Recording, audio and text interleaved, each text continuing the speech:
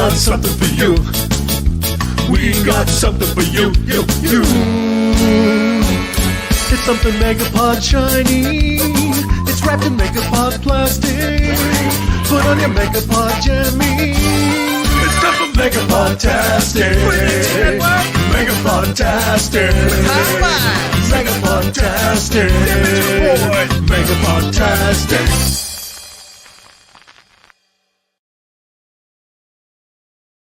Good morning. Welcome to Crazy Joe's Concession Stand. I'm Crazy Joe. It is Sunday night, and I have a couple things on my mind.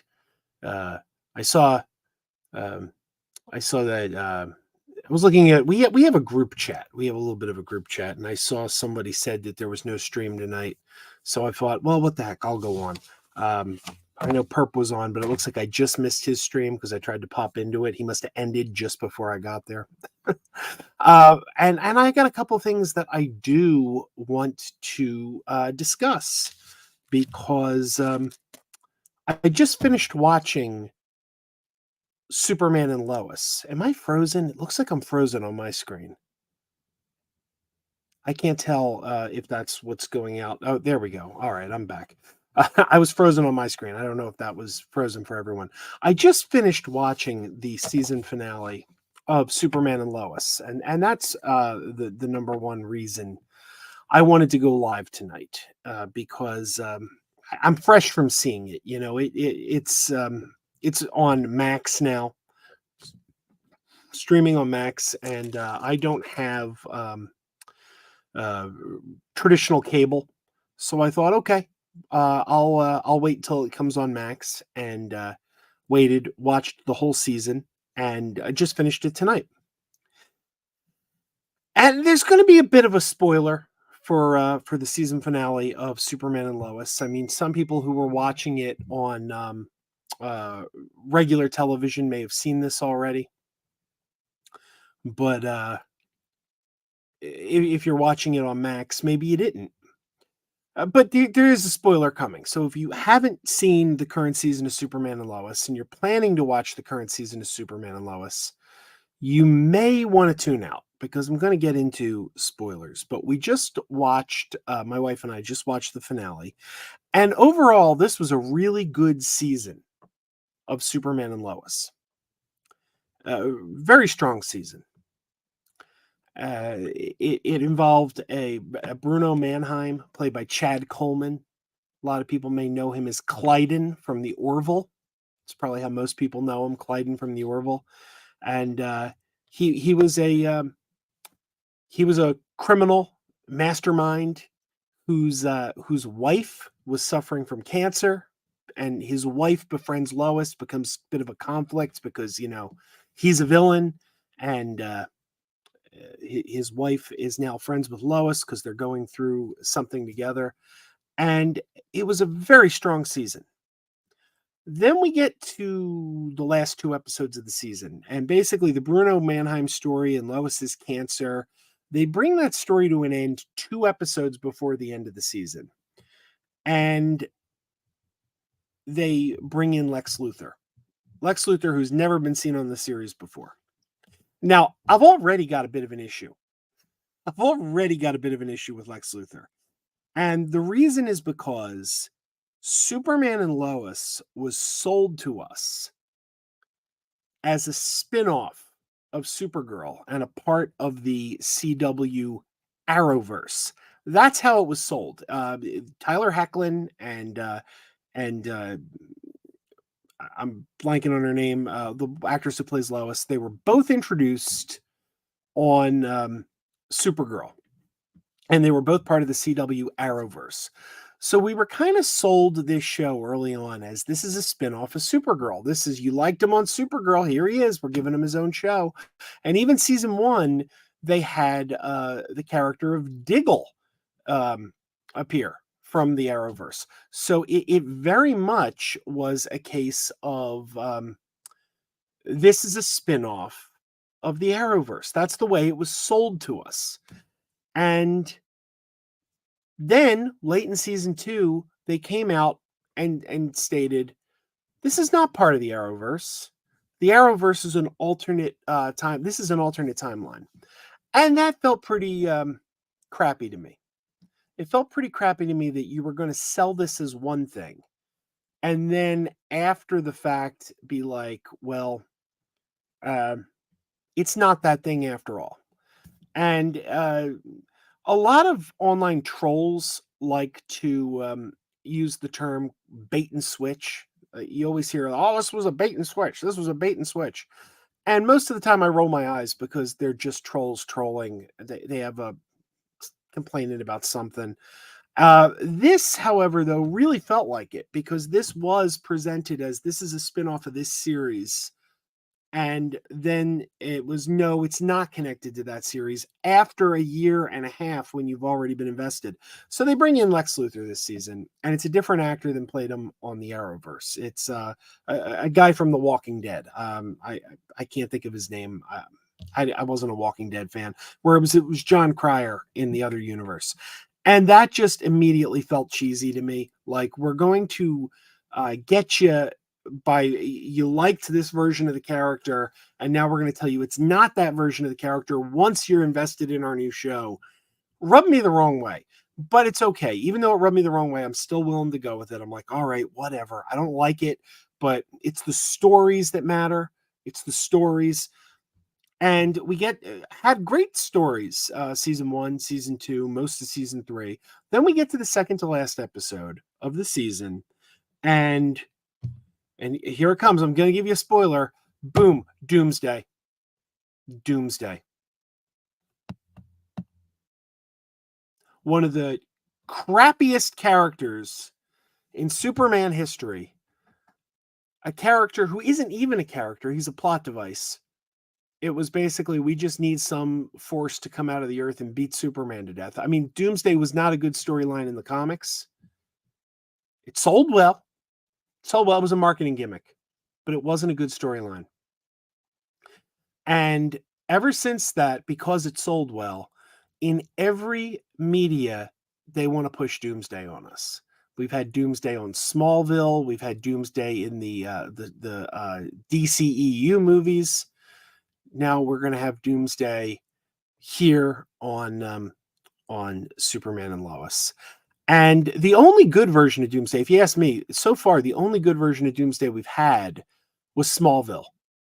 And that was because Smallville radically reinvented the character. They turned him into basically a kind of a hulkish character where Sam Witwer played a human form of Doomsday who did not know he was Doomsday, and he would like transform into Doomsday. And it added a dimension that kind of the character lacks because, like I said, he's really not a character at all. He's just a plot device to come in and beat Superman to death. That's all he's there for. He's not interesting at all. So Smallville kind of added a factor that made him a little bit more interesting that you really lack. So Superman and Lois ends the season with Superman and Doomsday locked in battle.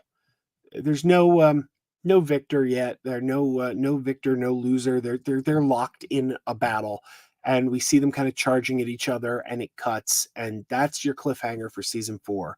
And I'm suddenly now less interested in season 4. And my wife on the couch just goes, Doomsday again?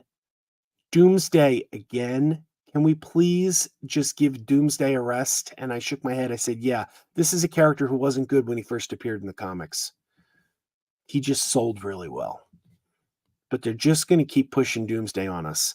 So it is with that I have a plea to James Gunn.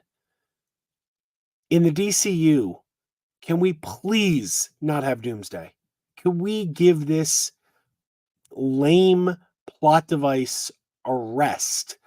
At least for a good decade or so. I mean, you get like 10 years down into the DCU and you suddenly you want to try, I don't know.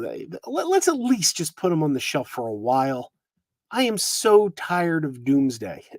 I am so sick of this character. I'm so sick of that storyline. I don't need to see the death and rebirth of Superman for the 100th time. It wasn't good the first time. I'm sorry, it wasn't. So that was bugging me. I was like, man, Doomsday again. I don't want to see it. My wife didn't want to see it. She was probably more disgusted than I was, if we're being honest. But there it is. All right. We got some people in the chat. CJH is here. CJH says, is this a pre-show to MME? It's my understanding there's no MME tonight. I saw in the backstage chat, someone was saying Max was on vacation. So I don't believe we're having an MME tonight.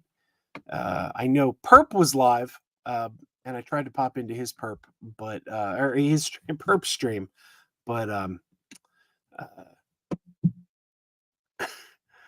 he was already done. Sorry, I'm losing my train of thought. James says, did I ever see Stephen King's Silver Bullet? I did. I honestly, I did not care for it. Yeah, I didn't care for that one. Say, Joe, you ever seen these movies? If not, I recommend Twice Upon a Time, Akira, Ponyo, The Point, The Haunted World of El Bisto. I've heard of some of them. I haven't heard of others. I know Akira and Ponyo, I believe, are anime. I would not watch those. I don't care for anime at all. Greg is here. Greg's Game Room. Greg, I was watching your video at the Horror Con earlier. Unfortunately, I had to turn it off because some of the cosplayers were scaring my daughter. I will pick it up later when she's not around. CJH is saying Max is also live. I was told Max is on vacation. Let me check there. No, I'm not. I am not seeing that Max is live. I was told he's on vacation, so that's what I've heard. And Jacob says he's on in 30 minutes. I don't know. Someone in our backstage chat said he was on vacation. And I got a couple other things I want to talk about.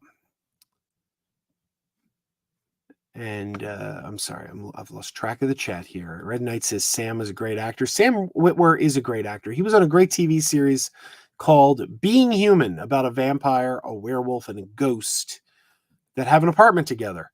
It was a great series, so based on a British series. But believe it or not, a lot of times the show's based on a British series. It doesn't necessarily work. This was one where the American version actually turned out to be better. Jacob says, Joe, thought on Exorcist Believer opens to 45 million worldwide on a 30 million budget. That's excellent. That's fantastic. And that's just the first weekend. If there's one thing we know, the horror audience is extremely loyal. It's an extremely loyal audience. The Nun 2 is one of the most garbage movies I've seen all year. And it was number one at the box office 3 weeks in a row. So the horror audience is very, very loyal, and believe me, The Exorcist Believer, much stronger film than the Nun 2. The Nun 2 was total garbage, and this was actually a good movie. So I have a feeling that this film's going to have some legs and a $30 million budget. And our friend Sean O'Rourke did a video around the time Indiana Jones came on, where he talked about how the box office numbers we hear aren't always particularly accurate because they don't take into account tax breaks. And Exorcist Believer was shot in Atlanta, which I believe is one of the strongest cities for tax breaks. That's why everyone seems to shoot there. So that is a movie that is going to do quite well. And CJH says, Sam Witwer is a Star Wars actor too. Yes, he is. He is Darth Maul. Jacob says, what is my opinion on Saw X? I did not see Saw X. I hear it's really, really good. It's actually the strongest Saw movie in terms of the reviews, but I've never seen it. And I've seen most of the Saw movies, but I haven't seen Saw X, and I was going to go see Saw X, but then I heard that it's like sickeningly gory, like to the point where they were handing out like vomit bags in the theaters. I don't know if that's true, but it kind of turned me off and made me not want to see the movie. That's just me. Like that kind of gore. Like I don't need you making me sick in the theater. Like in fact, that's one of the reasons I've never seen the Terrifier movies. I have a friend who's a huge horror fanatic, and he hated the Terrifier movies because he said it was just um, shock value gore. And it's honestly the first time I've ever heard him speak ill of a horror movie. He usually likes everything. So there you go. All right, the other thing I wanted to talk about today. And Red Knight says I'm so sick of the Saw movies. Well, here's the thing: the eighth one, Jigsaw, really good. Jigsaw was really good. Then they made a ninth one named Spiral by Chris Rock, and that one was incredibly disappointing, unfortunately. So here's the other thing I wanted to talk about. I was kind of hoping some of the other MME crew would jump in because I think this is something. It's something that gets me fired up, and I was hoping some other people might want to talk about it. But I noticed recently. I sent questions like in social media. James Gunn is very active on social media, and I sent him some questions. And where is it? How come I don't see it?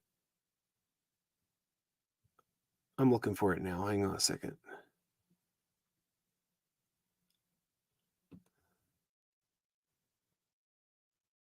Where is it? Oh, here it is. Okay.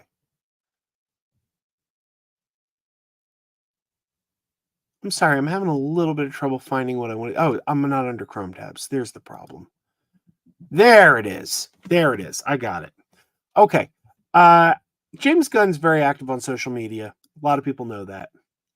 But whenever I've tweeted at him, I haven't really gotten a response on Twitter. And I've noticed, a lot of celebrities are kind of backing away from Twitter. They don't want to be a part of Twitter anymore for reasons.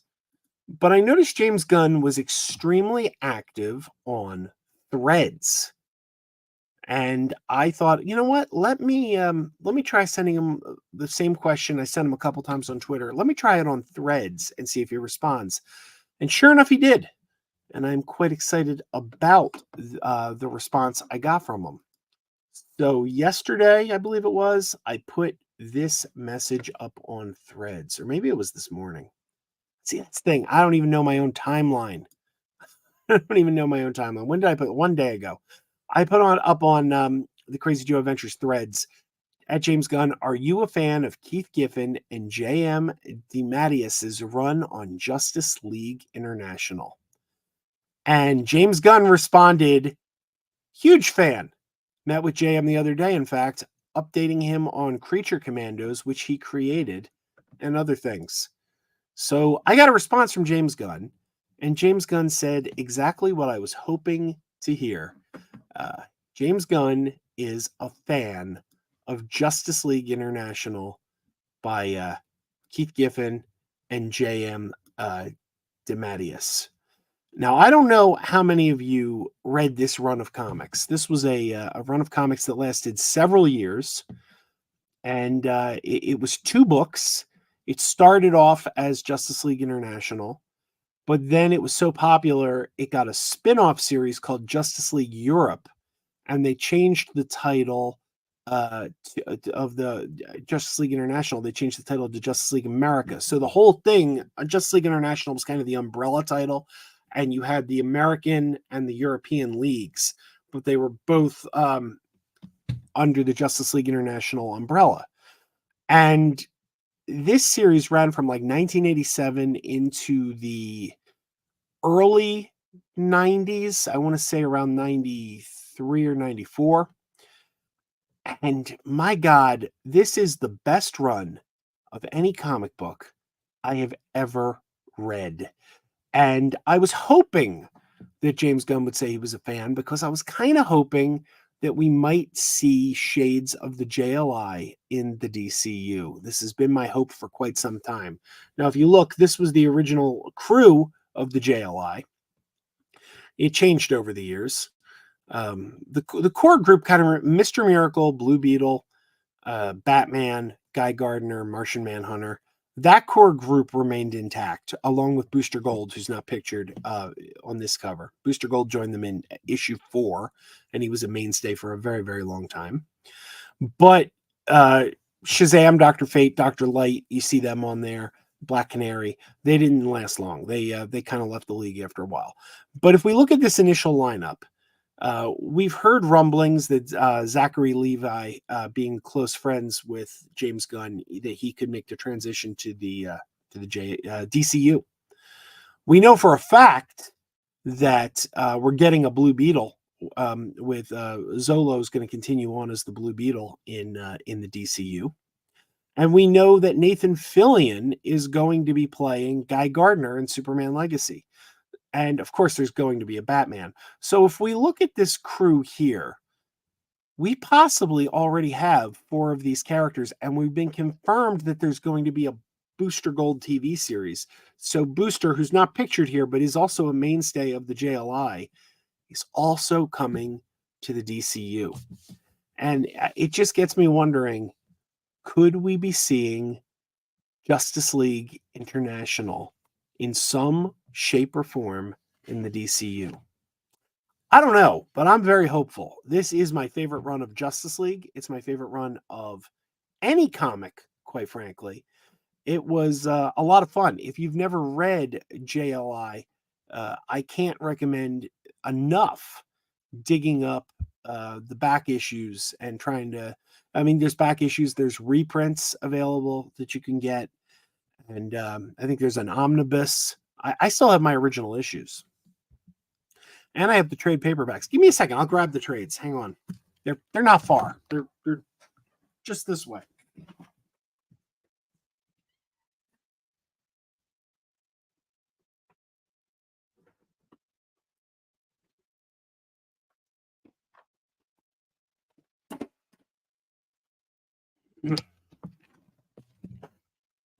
Here they are. This is the trades of Justice League International. Unfortunately, it's not complete. They never completed it in trades because what's unfortunate is Keith Giffen was kind of the mastermind behind it, and the main title he wrote with. Let me stop sharing that image there. The main title was Keith Giffen and J.M. DeMatteis.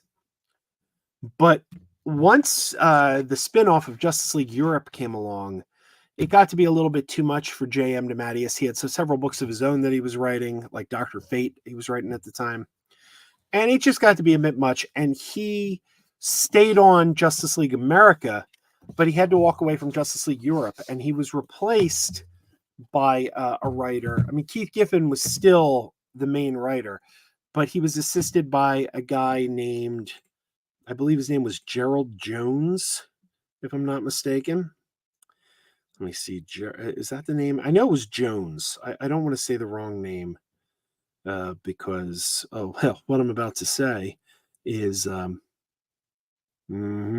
yep, it was Gerald Jones. It was Gerald Jones. So Gerald Jones becomes the guy who replaces J.M. DeMatteis on Justice League Europe as Keith Giffen's co-writer. And unfortunately, in 2018, I believe, Gerald Jones was arrested. He was arrested for possession of things he should not possess. We'll keep it there. I'll let you Google it and find out what it was he had in his possession. Bottom line is, Gerald Jones was not a good guy. And as a result, his issues of the JLI run have not been reprinted, which is unfortunate because, like I said, he was the co-writer. Keith Giffen was the brains behind this. So a lot of Keith Giffen's work is not being reprinted because of what this sleazeball did. And you can understand why DC wouldn't want to publish that. It's understandable. But it's also disappointing as a fan of Keith Giffen that we don't get to see the stories that Keith Giffen composed. We don't get to see how they come to a close, at least in trade form. You can dig up the individual issues because of what Gerald Jones did. I almost wish there was a way they could just take his name off the book and put the book out again. I guess legally that's not something they can do. But these trades, they cover a good bulk of the series. This is the art's beautiful. It's Kevin McGuire is the artist, and the first several just cover the Justice League International years. Then we get to I guess it's volume 4. They start to bring in the European guys. Look, if you can find these books, if you've never read them, my God, you are in for a treat. This is the best comic book series I've ever read. So, yeah, I was extremely excited to see that message from James Gunn saying that he is a fan of this run of the league. So hopefully some of this goodness bleeds into the DCU. Frank Castle says, can we see a page of the artwork? Never read the series. All right, let me see. I want to get you one. The art was good all the way through. Kevin McGuire was the best artist, but Kevin McGuire eventually left the series and he was replaced. But look at that. Look at Kevin McGuire. Nobody could do faces like this guy. This guy, he really had a knack for faces. Well, yeah, it's wonderful art. There's one panel. I wish I don't have it prepared, but there's one panel where he just Guy Gardner was antagonizing somebody, and it's just 9 panels of like Guy Gardner making like a face. It's wonderful. It's absolutely wonderful. I'll try to look for that while I'm. And then the art on Justice League Europe was done by Bart Sears, who also is a very good artist. If you ask me, and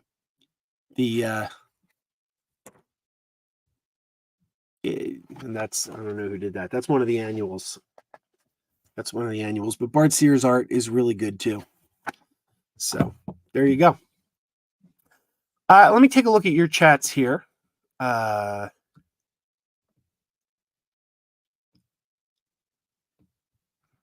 to see where I left off.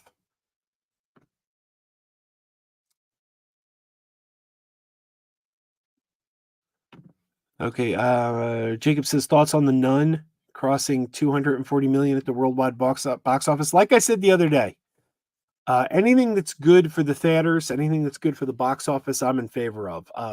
I think this is a garbage movie. I've seen it. I went to the theater and I saw, I suffered through The Nun 2. It is horrible, but that's okay. Anything that's bringing money to the theaters, I'm certainly in favor of.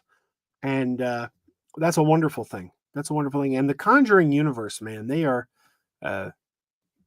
it's a strong franchise. I don't think the Nun is one of the better characters, but the actual Conjuring proper films and Annabelle, it's good stuff. Anthony says, how did the Nun 2 make so much money? Well, it's part of that franchise, man. Poll time, everyone. Which film is better, Barbie or Super Mario Brothers? Yeah, it's Barbie. It's Barbie. Super Mario, it's okay, I guess, but I don't know. Red Knight says, when did Max stop wearing his Doom mask? Well, I can tell you the exact day. I was with him. I was with him in person the day he stopped wearing his mask. If you go back on his channel and find his Flash review, his Out of the Theater Flash review, and he saw it with me, with Brucifer, with Rhea. So we were actually with him in person, but he filmed himself coming out of the theater, and that was his first video without the mask, and he hasn't worn it since. Jacob says, long time ago. So that was, I guess, June. That movie came out in June. So yeah, he really hasn't been wearing it since June. Jacob says, did I see A Haunting in Venice? I did not. I saw the first 2. Death on the Nile's really good. I really like Death on the Nile. I want to see A Haunting in Venice. I honestly want to. It's just a timing thing. It's like if you don't get to these movies on opening weekend, then they start having less showtimes, and the showtimes become less convenient. When a movie first opens, they have much more showtimes, and I can find one that works with my schedule a little better. But A Haunting in Venice has now been out for several weeks, and I find that the showtimes are, quite frankly, too early. They're just too early. I can't really get out to the theater until my my kids are kind of in bed for the night. My wife's in bed. I kind of like get the kids to bed, let her get to bed. My wife's not a night owl. I'm a night owl. My wife isn't. So they go to bed and then I go out to the movies. That's usually the way it goes. Frank says, I'd imagine those issues must be difficult to find. They didn't used to be. They didn't used to be, because this run of Justice League had a very, very interesting history. It was a huge hit when it came out. Like when this came out in 1987, all the way through to the end of its run, it was one of the most popular books DC was publishing, to the point where they did several spinoffs. They did Justice League Europe. They did a quarterly book called Justice League Quarterly. They were doing spinoff after spinoff because this book was so popular. But then the 90s hit, and the 90s was a different era, and everything was extreme. You know how the 90s were. And suddenly this book, which was a fun book, was no longer in vogue. Everyone wanted Grant Morrison's Justice League. They wanted it serious, and it was a different time. So this book, as popular as it was during its run, started ending up in quarter bins. And it was very, very easy in the 90s to put together a full collection of this run of Justice League just from your local quarter bin. Now, today, I couldn't tell you. I haven't hunted for these books in a long time because I got them all. I don't, and this carries me through almost till the end. Then, if I want to read the final issues, I got to dig out the back issues. But in fact, I don't even think they're on the DC Universe app. Anthony says, "What's your favorite horror movie of this year?" Good question. Saw 6 came out this year, right? That was March, I believe. My God, that feels like it's a couple years old now. That was this year. That was this past March. And it feels very old. I can't get over that. But yeah, I guess Scream 6 is my favorite. Scream 6 is not only my favorite horror movie of this year, it's my third favorite movie in the Scream franchise, behind the first two. I think it's the second best Scream sequel they've ever made after Scream 2. And was Pearl this year or was Pearl last year? I really liked Pearl, but I can't remember what year Pearl came out. And X. They were both good. They came out the same year. Was that this year? Look at this. My memory is so... no, X came out last year. So when did X come out? X came out in March of last year. So then when did Pearl come out? Pearl came out in September. Okay, they were both last year. I don't even know my timeline anymore. But they were both really good. And Talk to Me was really good. Really like Talk to Me. But I got to go with Scream 6 as my favorite. Anthony says, I miss when we got a horror movie during Halloween, even if it sucked. I still enjoy having them during that time. Anthony, it's funny you should bring it up, because the Halloween franchise, the Michael Myers Halloween franchise, all of them came out at Halloween, and until H2O. H2O came out in the summer, August, and it did so well that the next one, Halloween Resurrection, they put that out in August too. And then they put out the Rob Zombie movies in August. So we got like 4 consecutive Halloween movies in August. And it wasn't until the 2018 movie that they went back to putting them out at Halloween. I find that very odd. There was a thinking in Hollywood at the time, which I can't understand. And the thinking was that horror movies did not do well in October. For some reason, Their marketing data told them horror movies don't do well at October. Then the Saw franchise came out and they put out a new Saw movie every October. And I guess the success of the Saw movies convinced Hollywood that whatever data they had that was telling them people didn't want to see horror at Halloween, I'll never understand that, was clearly wrong because they've gone back to it. Jacob says Flashpoint comic is better. Flashpoint comic is better than Justice. They're very different. I don't know that I'd compare them. There was another thing I wanted to show you. So this run of Justice League ran until like the mid 90s, right? But it did have a cult following. So in the early 2000s, we got 2 reunion books, formerly known as the Justice League, and this was a reunion where Maxwell Lord from the character. If you don't know Maxwell Lord from the comics, you may know him from the Pedro Pascal character from Wonder Woman 1984. He was kind of the leader of the Justice League. He was not a villain in these books. Well, he was, a shady character, but in fact, there he is. There's Maxwell Lord. But Maxwell Lord in these comics in the mid 2000s decided to put the league back together, and they were a team called the Super Buddies. It was kind of take off on Super Friends, and they were kind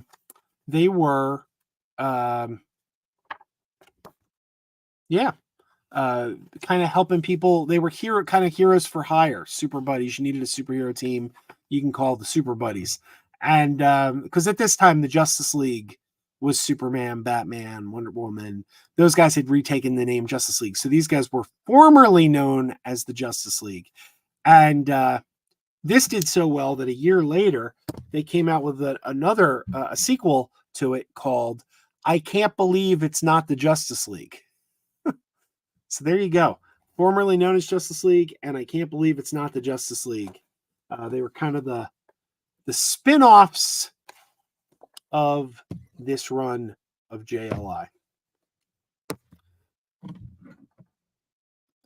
Scream 6 does feel like it came out last year. Yep. I guess it's been a long year. CJH is saying Max is live. I thought people were saying that Max was on vacation. Weren't people saying that in the chat? I saw that. I saw somebody say Max was on vacation. So I don't know. Is Max live? Let's see. I see. Does look like there's something going on his channel. I got an ad though. I don't know why he didn't just come over here. We already had this stream up. He could have just come over here.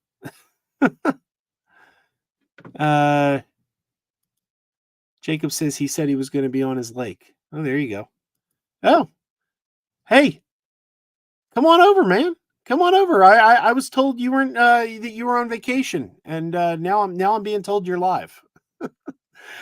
So we're talking Justice League, man. We're talking Keith Giffen's Justice League International run, and James Gunn is a huge fan, which is fantastic news, man. Fantastic news.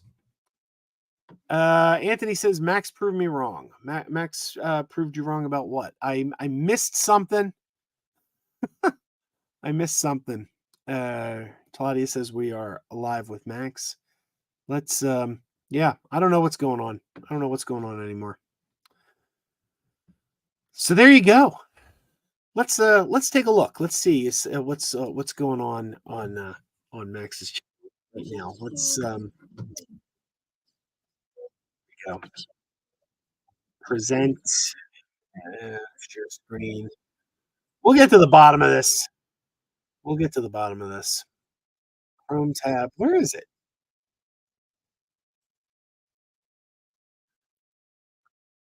I can't even find them. Is this it? Guillermo del Toro's Frankenstein? That wouldn't be Max, would it? See how it's All right, let's see. Let's see here. Right here. A lot of 49er fans who are doubting Brock. Hey, Not this guy. what's going on? I'm right here. He just touched down Oh, look at this. George freaking Kittle over here, man. Yeah. I set up a stream and then I sent you the text when I saw you were going to go live, that you were already live. I didn't know you were going to go live. All right. There you go. Somebody said in the backstage that you were not going to be around tonight, that you were on vacation. I was going to get home Sunday night. I wasn't sure. I wasn't sure if I was going to stream or not. Oh, well, there you go. But I have off tomorrow. How are you doing, Joe? I'm doing good. How are you? Mornings aren't pretty. Yeah, they aren't. Depends on the morning. Not for me. Well, I'm just here a few minutes because I'm going to go back over, but I wanted to say hello. All right. Well, what do you think? What are your thoughts on James Gunn saying he's a huge fan of the Justice League International run by Keith Giffen and J.M. DeMatteis? Does that excite you? I don't know much about that run. There's a lot of characters in it. If it's Justice League International, I'm very happy to see a Justice League. If you were going to ask me which I prefer the more classic version of the Justice League first, honestly. And we were going to get that. We were getting the classic Justice League going against Darkseid, and that's what I wanted to see. I want to see an epic event. But, I'm not disappointed. No. That sounds great. This is my favorite version of the Justice League of all time. Oh, it is? Well, I'm very happy for you. Yeah, the fact that it's filled with so many B-listers, I think. See, that doesn't excite me personally. It doesn't. I don't hate it, but it doesn't excite me. That excites me more because you have more story possibilities. There's so much more you can do with these characters because you're kind of limited with the main guys because they kind of have to be depicted a certain way because they're so iconic. Whereas these characters are more. Well, you got Batman. I doubt. Personally, I doubt that will lead to huge success with the B-listers. I mean, you might turn some of them into A-listers the way James Gunn is able to transform them. But as a whole, I mean, it is going to have Superman. So that's Superman and Batman. Those are, but without, it's really a shame that we might not get Wonder Woman, depending on what happens. I know you're convinced. Not everyone's convinced. We're getting Gal Gadot back. Not everyone's convinced of that. Yeah, Joe. Well, they're wrong. Well, we'll see. All the indications are that so far every breadcrumb has led us to she's coming back. All right. Well, I apologize, but I'm going to head out and go to my stream. I didn't mean to interfere with your stream, Joe. I apologize. Oh, that's all right. Let me just do that. Hang on 1 second. Just hang on 1 second.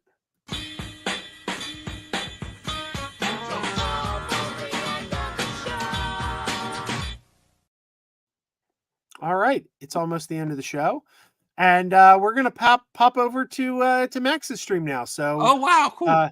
So I'm gonna say keep wearing those pajamas at least until you get over to Max's stream. Then take them off, do whatever you want. I just put my pajamas on. Well, there you go. Keep wearing them then. Yeah. Keep wearing them. You showing us? the there's the jammies. They're the Xbox pajamas, but they're green. They're the ones I wore at your house. All right. Well, keep wearing them. Keep wearing those pajamas with the plastic feet. Keep wearing those pajamas. Tell everyone you need. Keep wearing those pajamas with the backdoor flap. Keep wearing those pajamas. Don't open it, it's a trap. Oh no, it's a trap. Some people call them PJs, some people call them jammies. They can come embroidered with big money and no whammies. They can have 100 tiny commander adamas, but no matter how they look, just keep on wearing those pajamas. Keep on wearing those pajamas. Keep wearing those pajamas. And now we're having fun. Keep wearing those pajamas. And now the song is done.